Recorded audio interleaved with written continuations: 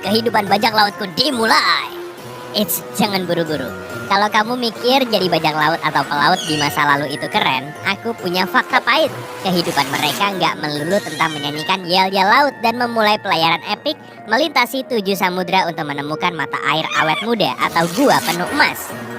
Berada di laut sepanjang waktu sebenarnya nggak seseru itu, dan aku punya 5 alasan kuat untuk membuktikannya.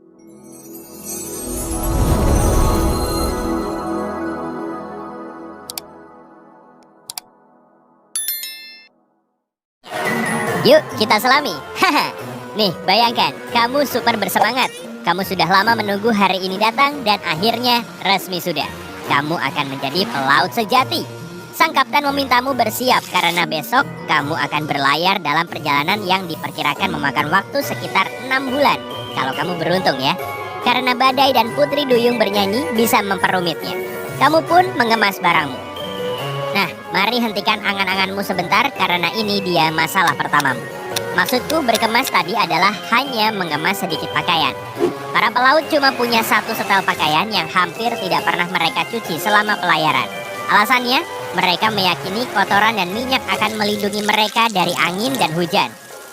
Oke, mari kembali berandai-andai. Kamu berpamitan dengan keluargamu dan pergi ke pelabuhan di mana rumah barumu menunggu. Salah satu awak kapalmu menyambutmu di geladak dengan kurang hangat dan menunjukkan di mana kamu bakal tidur. Ini membuatmu mulai meragukan pilihanmu untuk menjadi pelaut.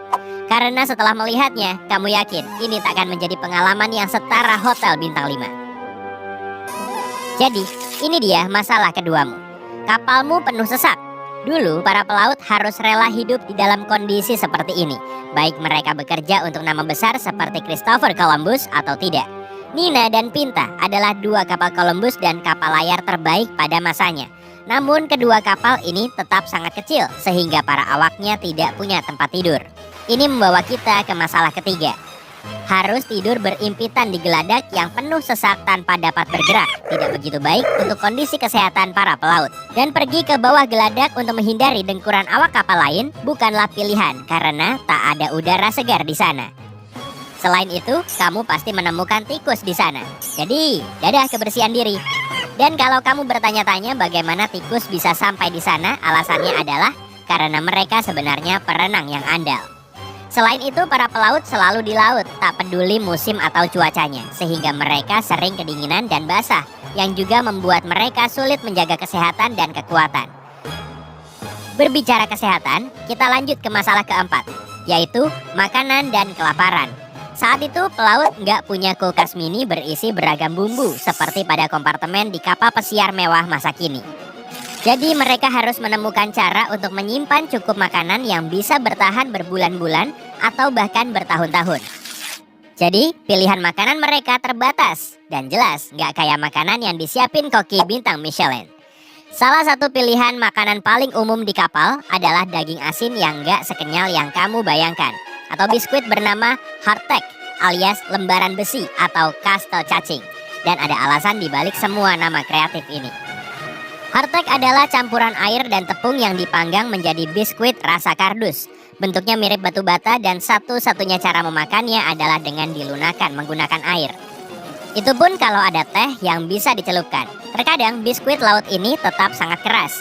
Kemudian para pelaut harus meninju biskuit ini untuk memecahnya jadi kecil agar bisa dimakan. Selama tetap kering, hardtack tak akan basi.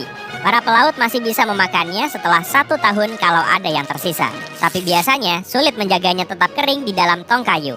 Lantas makanan ini akan dihinggapi serangga yang akan meninggalkan lubang kecil. Meski begitu, para pelaut tetap akan memakannya. Harus dapat sumber protein gimana pun caranya. Sekarang kamu mungkin sudah tahu, gak ada buah atau sayuran di menu pelaut sehingga banyak pelaut kekurangan vitamin. Jadi, bajak laut dan pelaut ompong di film-film yang kamu lihat? Yap, itu semua karena gizi yang buruk. Dan biskuit sekeras besi tadi jelas gak membantu juga. Tapi saat para pelaut kehabisan makanan, gak dapat gizi seimbang mungkin bukan perhatian utama mereka.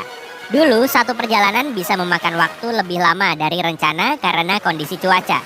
Misalnya nggak ada angin yang mendorong kapal, atau ada badai dahsyat yang bisa menggoyahkan kapal, serta ombak dan air yang bisa merusak gudang makanan mereka. Jadi, saat situasi seperti itu terjadi, para pelaut bisa dengan mudah kehabisan makanan. Mereka bisa saja melempar jaring ke laut dan menangkap ikan kan? Tapi para pelaut nggak makan ikan meski kelaparan. Banyak kapten menyebutkan ini di buku catatan mereka yang pada dasarnya adalah buku harian kapten. Masalahnya bukan para pelaut nggak bisa mendapatkan ikan. Bahkan berbagai jenis ikan tertangkap di jala mereka. Tapi mereka harus membuang semuanya kembali ke laut. Selama era eksplorasi, Antonio Pigafetta menyebutkan dalam buku catatannya bahwa awak kapalnya menangkap ikan yang sangat banyak, tapi mereka tak memakannya. Di jurnal yang sama, dia juga menyebutkan bahwa 40 pelaut kehilangan nyawanya. Secara alami, para pelaut mengira hanya ikan beracun yang berbahaya. Jadi, mereka cenderung cuma makan ikan yang mereka kenal. Tapi tuna yang dimasak dengan baik pun bisa beracun, dan mereka harus mempelajarinya dengan cara yang sulit. Tapi bukan berarti mereka nggak punya metode untuk mengecek ikan. Pelaut Spanyol misalnya menaruh koin perak di atasnya. Kalau perak itu berubah warna, mereka menganggap ikan itu beracun dan tak bisa dimakan. Jadi mereka membuangnya ke laut. Pelaut lain menaruh ikan yang mereka tangkap di geladak dan mengamati apakah lalat atau serangga lain datang untuk memakannya. Kalau tak ada yang hinggap, berarti ikan itu beracun. Tapi kalau ada serangga datang, mereka menganggapnya aman dimakan. Masalah memakan ikan yang ditangkap di laut lepas sudah ada sejak abad ke-7 sebelum Masehi. Tabib kekaisaran di Tiongkok kuno tahu bahwa memakan ikan adalah alasan kenapa beberapa pelaut kehilangan nyawanya. Tapi mereka tak bisa membuktikan ikan itu beracun. Dan misteri itu tetap tak terpecahkan hingga abad ke-19.